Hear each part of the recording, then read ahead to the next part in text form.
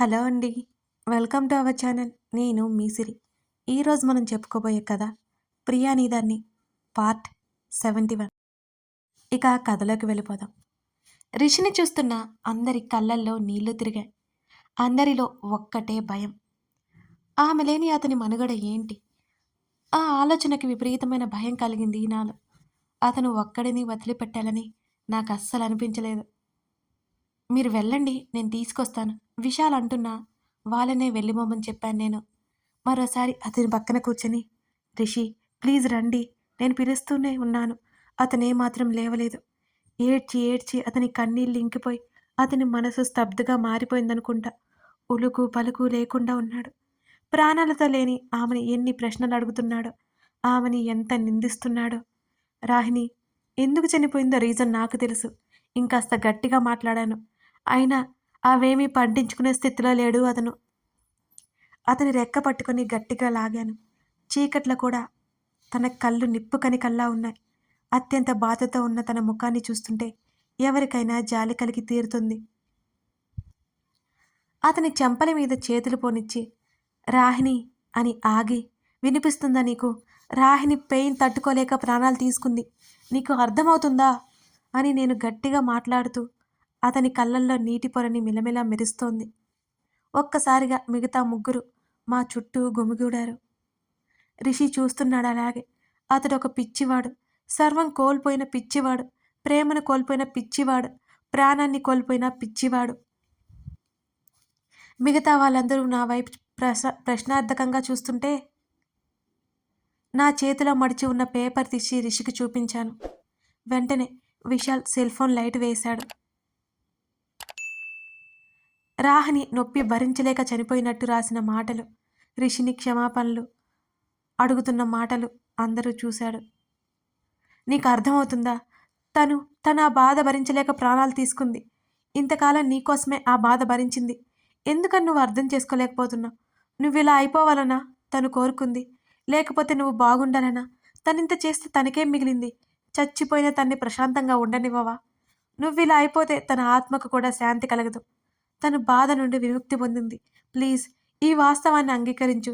రాహిణి ఇక లేదు. నేను మాట్లాడుతుండగానే నా చెంప మీద గట్టిగా కొట్టేశాడు. ఒక్కసారిగా కళ్ళు పచ్చగా తిరిగిపోయాయి అతని దెబ్బకి నాకు. రిషి మిగతా వాళ్ళంతా కీచుగా అరుస్తున్నారు అతని చర్యకి. ఇంకోసారి ఈ మాట అంటే చంపేస్తా నిన్ను. నా రాహిణి ఎక్కడికి వెళ్ళలేదు. ఇక్కడే ఉంది, నాతోనే ఉంది. అదిగో నన్ను చూసి నవ్వుతోంది, నన్ను పిలుస్తోంది.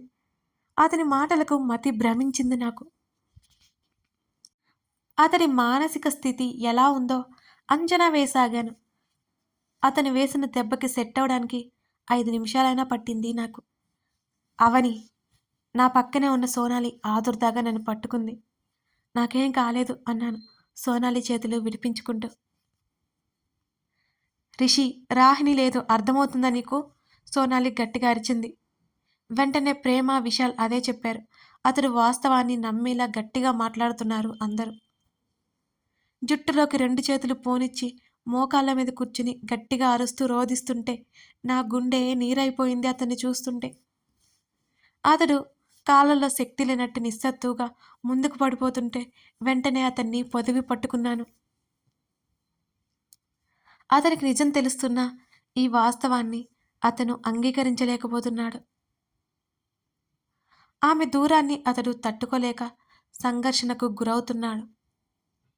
అతన్ని నా గుండెల్లో పదుకుని మెల్లిగా వెన్ను నిమురుతుంటే అతని హృదయం విదారకంగా విలపిస్తున్నాడు. అతని బాధ చూస్తుంటే ఏడుపుతో పాటు వెక్కిళ్ళు వచ్చేశాయి నాకు. అందరూ రిషిని చుట్టేసి గట్టిగా ఏడ్చేశారు. అక్కడ మా 5గుర ఏడుపుతో ఆ ప్రదేశం బిక్కుబిక్కుమంటోంది. మెల్లిగా ఒకేసారి అందరం పైకి లేచి రిషిని తీసుకొస్తుంటే అతని చూపంతా వెనక్కే ఉంది. రాహిణి రాసిన అక్షరాలు నా పిడికిల్లో అలాగే ఉన్నాయి.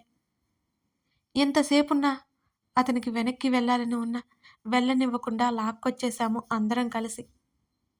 విశాల్ ప్రేమ ముందు కూర్చుంటే మేము ముగ్గురం వెనక కూర్చున్నాం.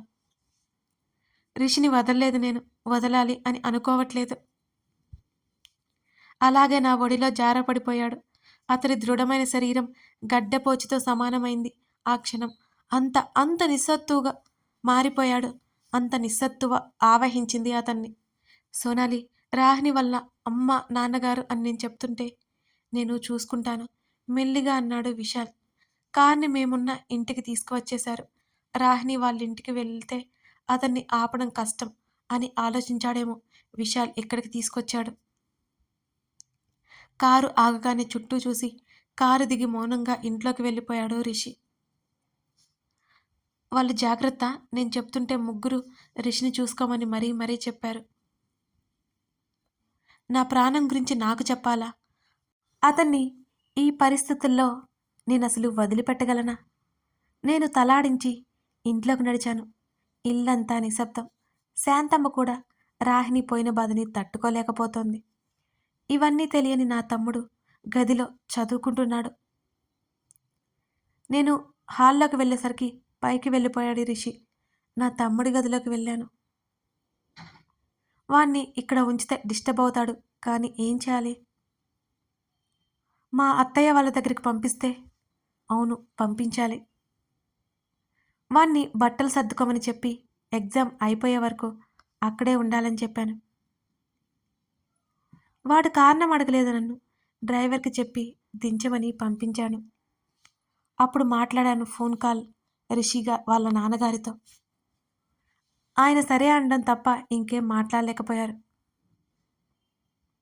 రిషి జాగ్రత్తమ్మా, కొడుకు మనస్థితి ఎలాంటిదో తెలిసి ఆయన ఈ మాట చెప్పకుండా ఉండలేకపోయారేమో బహుశా. నేను చూసుకుంటానని చెప్పి కాల్ కట్ చేశాను. మంచినీళ్ళు పట్టుకుని గదిలోకి వెళ్ళాను. నేను గదిలోకి వెళ్ళి తలుపు తోయగానే అక్కడ కనిపించిన దృశ్యం చూసి చేతిలో ఉన్న గ్లాస్ కింద పడిపోయింది నాది. బెడ్ మీద స్పృహ లేకుండా పడి కనిపించాడు రిషి. సరిగ్గా 15 నిమిషాలు నేను అతని దగ్గర లేను అంతే. నా గుండె దడదడలాడిపోయింది. పరుగున అతని దగ్గరికి వెళ్ళి అతని చెంపలు తడుతుంటే అతను లేవలేదు. ఒక్కసారిగా భయం ముంచుకొచ్చింది. గట్టిగా ఏడ్చేశాను. రిషి, రిషి ప్లీజ్ లేవండి. రిషి, ఒక్కసారి చూడు. నేను ఎన్నిసార్లు పిలిచినా అతను అసలు చూడలేదు. భయంతో శరీరం అంతా చెమటలు పట్టాయి. అప్రయత్నంగా తల తిప్పి చూసిన నాకు మెడిసిన్ బాక్స్ కనిపించింది. అది చేతుల్లోకి తీసుకున్నాను. ఒక షీట్ మాత్రం అతను బెడ్ మీద పడి ఉంది. భయంతో చూశాను. 3 టాబ్లెట్స్ వరకు వేసుకున్నట్టు అర్థమైంది నాకు. అవేంటో నాకు అర్థం కాలేదు. ఎవరికి కాల్ చేయాలో కూడా తెలియలేదు. సోనాలి దగ్గర ఫోన్ లేదు. మరి రిషి వాళ్ళ నాన్నగారికి కాల్ చేశాను. ఆయన వెంటనే డాక్టర్ని వెంటబెట్టుకుని వస్తానని చెప్పారు. మరో పావుగంటలో ఆయన వచ్చారు. టాబ్లెట్ షీట్ చూపించాను. ఆయనది చూసి చెక్ చేస్తుంటే ఏం వినాల్సి వస్తుందో అని ప్రాణాలు ఉగ్గబట్టుకొని చూస్తున్నాను నేను. ఆయన ప్రమాదం ఏమీ లేదని చెప్పడంతో ఊపిరి పీల్చుకున్నాను. అవి ఎందుకు తీసుకున్నాడో అర్థమైంది మా ఇద్దరికి. డాక్టర్ని పంపేసి గదిలోకొచ్చారు రిషి వాళ్ళ నాన్నగారు.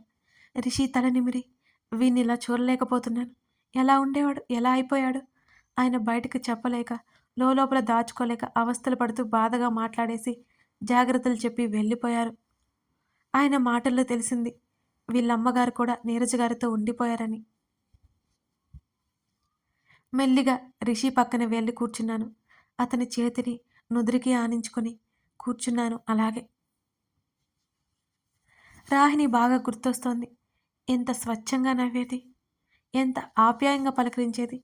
ఇప్పుడు తను మా మధ్య లేదు అంటే ఈ విషయం నమ్మడానికి మనసు అంగీకరించడం లేదు. రాహిణి దూరంగా వెళ్ళిపోయిందంటే కష్టంగా ఉంది. రాహిణి ముందు నుంచి అందరినీ ప్రిపేర్ చేసింది. అందుకే కొంతలో కొంతైనా అందరూ తట్టుకోగలుగుతున్నారు. లేకపోతే రిషి ఈ పరిస్థితిని ఇప్పటికిప్పుడు ఏమాత్రం భరించేవాడు కాదు. ఇలాంటి టైంలోనే సూసైడ్ థాట్స్ వస్తాయి. రిషిని క్షణమైనా విడవకూడదు. అతన్నే చూస్తూ ఆ మసక చీకట్లో కూర్చున్నాను. కంటి మీద కునుకు చేరట్లేదు నాకు. సమయం ముందుకు జరిగిపోయి కాలగర్భంలో ఇంకిపోతోంది. అయినా అవే ఆలోచనలు. నాకు కూడా కాసేపు మత్తులోకి వెళ్ళిపోవాలనిపించింది. విపరీతమైన తలనొప్పి మొదలైంది. కళ్ళు మూసుకొని బెడ్ రెస్ట్‌కి ఆనుకొని కూర్చున్నాను. కాసేపటి తర్వాత ఏవో కలవరింతలు రిషి నుంచి. కంగారుగా లైట్ ఆన్ చేసి చూశాను అతని వైపు. అతని కంటి కొనల నుంచి కన్నీళ్లు దిండిలో ఇంకిపోతున్నాయి. అతని పెదవులు ఏదో అస్పష్టంగా పలుకుతున్నాయి. కాస్త కంగారేసింది నాకు. నిజానికి చాలా ఎక్కువే కంగారేసింది. అతడి గుండె విపరీతమైన వేగంతో కొట్టుకుంటున్నట్టు ఎగిసిపడుతున్న అతని హృదయమే చెబుతోంది. అతడు జరిగిన సంఘటనని జీర్ణించుకోలేకపోతున్నాడు. అతని చావు కోసం అడుగులు వేయట్లేదు. దానికి మాత్రం దేవుడికి కృతజ్ఞతలు చెప్పుకుంటున్నాను. అతనికి మనిషి విలువ తెలుసు. చావు విలువ అంతకంటే ఎక్కువ తెలుసు. అతన్ని నమ్ముకున్న అతని తల్లిదండ్రులు ఉన్నారు. అతనికి తెలియకుండా నేనున్నాను. అతను బ్రతుకుతున్నాడు. నిర్జీవంగా బ్రతుకుతున్నాడు. నిరాసక్తిగా బ్రతుకుతున్నాడు. అంతే. కేవలం బ్రతుకుతున్నాడు. అంతే. అతను పలికే పేరు రాహినిది. అతను చేయి చాచి పిలుస్తున్నాడు. అతని కంటి కొనల నుంచి కన్నీరు మాత్రం ఏమాత్రం ఆగట్లేదు. అతని కన్నీళ్లు తుడిచాను. అలాగే కూర్చొని అతని తలని నా ఒడిలోకి తీసుకున్నాను. అతడి చెంపలు పట్టి తడుముతూ అతడికి సర్ది చెప్పే ప్రయత్నం చేస్తున్నాను.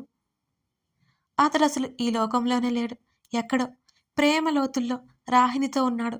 ప్రేమ అనే మహాసముద్రంలో కేవలం రాహినితో మాత్రమే ఉన్నాడు. అతని పరిస్థితికి నా కన్నీళ్లు నా కంటి గడపని దాటి బయటికి వచ్చి అతని ముఖం మీద పడుతున్నాయి. గబుక్కున మరొక చేత్తో కళ్ళు తుడుచుకున్నాను. ముందుకు వంగి అతని నుదురు మీద నుదురు ఆనించి అప్పటి వరకు దాచుకున్న దుఃఖాన్ని బయటపెట్టేశాను. నా కన్నీళ్లు అతని కన్నీళ్లతో కలిసిపోయి నా ఒడిలో జారిపోతున్నాయి. ఏం చేశాడని ఇతనికి ఇంత బాధ? ప్రేమించాడు అంతే కదా. రాహిని వయసు ఎంత? అసలెందుకు చనిపోవాలి? ఇలా తీసుకెళ్ళిపోవడానిక దేవుడు తనని పుట్టించింది. భారం అయితే దిగింది కానీ బాధ అయితే పోలేదు నాకు. చీర కొంగుతో అతడి ముఖాన్ని తుడిచాను. ఈ లోకంలోకి ఎప్పుడొస్తాడో అన్నట్టుంది అతని పరిస్థితి. ఎంత చక్కని రూపమో వెలవెలబోతోందిప్పుడు. అచ్చం గ్రహణం నాటి చంద్రుడిలా. కాస్త కిందకి చేరబడి అతడిని నా గుండెల మీదకి తీసుకున్నాను. ఇంతకంటే ఏం చేయలేను కదా. అతడు మెలుగుగా ఉన్నప్పుడు ఇది సాధ్యం కాదు. నా నుంచి లభించే ఊరట అతనికి అక్కర్లేదు. అతను అంటాడు. కనీసం స్పృహలో లేనప్పుడైనా కాస్తలో కాస్తైనా అతని ఒంటరివాడు కాదు అనే భావన అతనికి కలుగుతుందేమోనని అనేది నా ఆశ. మనసు, శరీరం విపరీతంగా అలసిపోయింది. నేను తెల్లవారుజామున నిద్రలోకి జారుకున్నాను. మళ్ళీ అదే కల. భూమిలోకి కూరుకుపోతున్న రాహిణి కోసం పరిగెడుతున్న రిషి. అతని కోసం ఆదుర్దాగా వెంటపడుతున్న నేను. ఈసారి ఆమెతో పాటు అతను లోయలోకి దూకేశాడు.